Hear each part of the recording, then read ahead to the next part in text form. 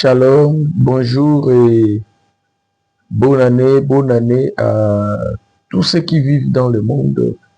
Je tenais à parler, à discuter avec nous parce que tout simplement, le monde est en train de bouger, les amitiés.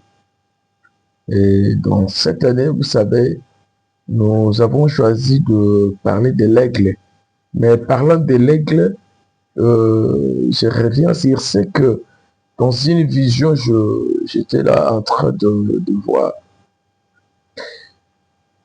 J'étais dans un cargo, et c'était un cargo chinois à l'époque.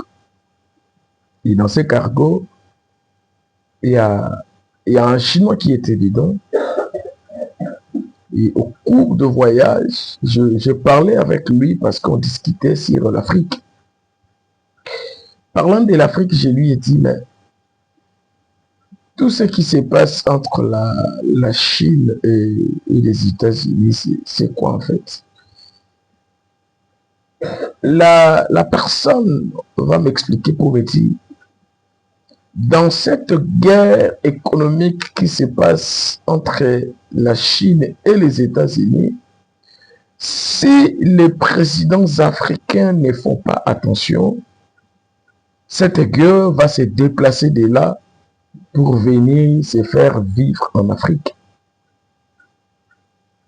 Si les présidents africains ne font pas attention, cette guerre va se transporter en Afrique. Mais ils vont faire attention comment ils font ça. Vous savez, tout ce dont la Chine et les États-Unis ont besoin aujourd'hui se retrouve en Afrique. Pendant ce temps, les présidents africains n'ont pas de position. Les présidents africains n'ont pas une vision. Les présidents africains ne sont pas prêts à préparer leur peuple, à armer leur nation, à pouvoir comprendre que nous sommes dans une guerre. Et cette guerre, chaque nation doit préparer sa population. Les armées aussi. Armer une population, c'est aussi bien nourrir leurs pensées, bien nourrir leur âme, bien nourrir leurs pensées. C'est dans cette guerre-là que nous sommes en train de frôler en réalité. Et quand vous allez voir les économies africaines, ce sont des économies détenues par les étrangers.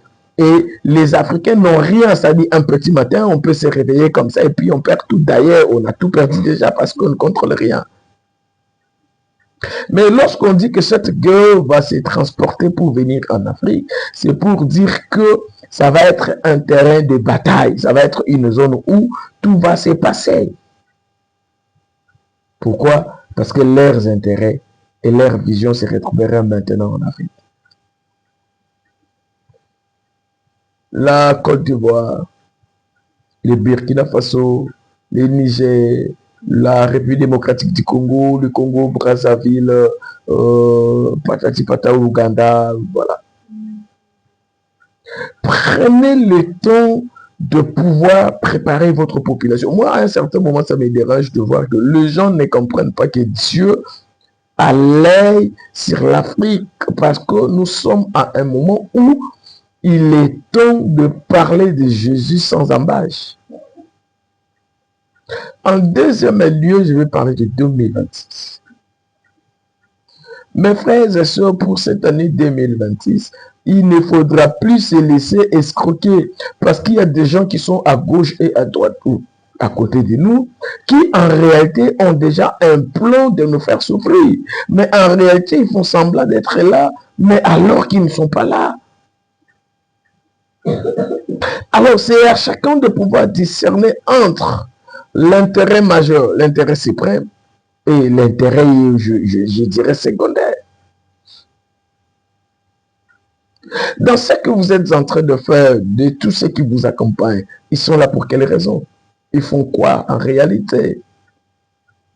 Parce que le temps nous a parlé encore une fois. Hein, c'est-à-dire que vous vous faites accompagner avec une personne qui a déjà négocié avec des ennemis, qui est avec les ennemis, qui parle avec les ennemis, et qui vous fait croire qu'il est avec vous. Et à un certain moment, vous vous mettez ensemble, vous conjuguez ensemble, et puis au cours des routes, lui, il vous fait voir autre chose.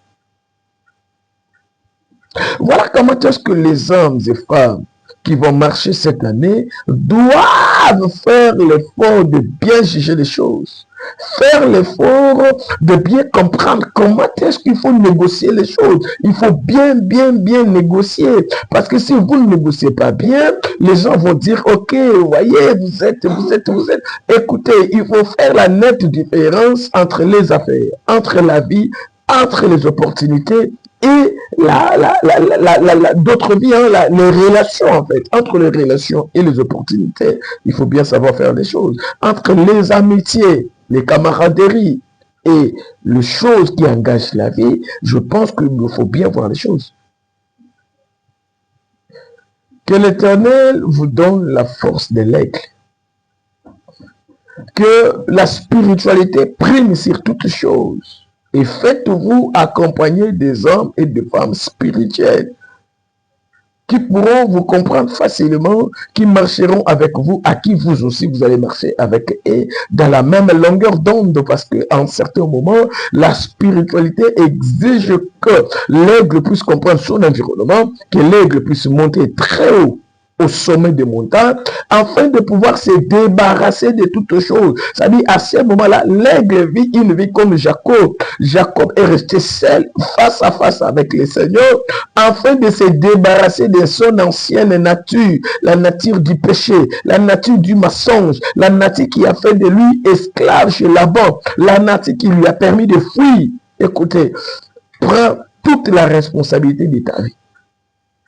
Tu ne réussiras pas parce que tu as 1000 ou 10 000 personnes à tes côtés, mais tu réussiras premièrement parce que tu as la conscience, tu as pris la conscience, partant de ta propre conscience de se dire, je veux me débarrasser de ces choses. Comme Moïse aussi, devant ce grand buisson d'ardent, il a dit, je vais me détourner pour voir.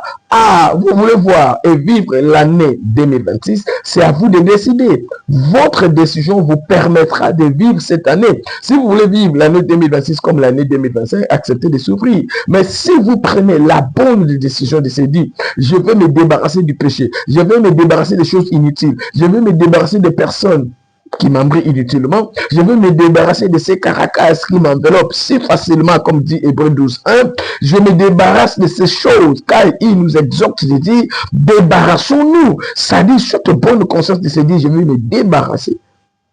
Écoutez, chacun de nous sait que ce que je fais ici, ça et ça, n'est pas une bonne chose. La moindre des choses, c'est d'accepter de se débarrasser. La moindre des choses de ne pas accepter, c'est de vivre dans la sorcellerie, de vivre dans la magie. Si vous n'acceptez pas de vous débarrasser de quelque chose qui est mauvais, c'est que vous le faites sciemment. C'est-à-dire, vous êtes obligé de vous débarrasser du mal. Ça ne demande pas un conseiller psychologique, ça ne demande pas un pasteur à côté, ça ne demande pas quelqu'un, mais je vous l'ai dit ce matin, donnez votre vie à la bonne conscience. Que cette année nous instruise tous, Congolais, Congolaises, chrétiens, païens, et je vais revenir avec nos amis de YOLO, que l'Éternel bénisse la République démocratique du Congo, que l'Éternel nous amène à nous surpasser en fait. Et parlons Congo, parlons Jésus, proclamons le nom de Jésus cette année, afin que le royaume de Dieu ne soit pas politisé, mais que le royaume de Dieu soit sanctifié par la divinité de Jésus-Christ. Parce que je vois, tout le monde est devenu politicien, tout le monde parle politique, mais il est important de parler Jésus. Que Dieu bénisse la République démocratique du Congo et le monde.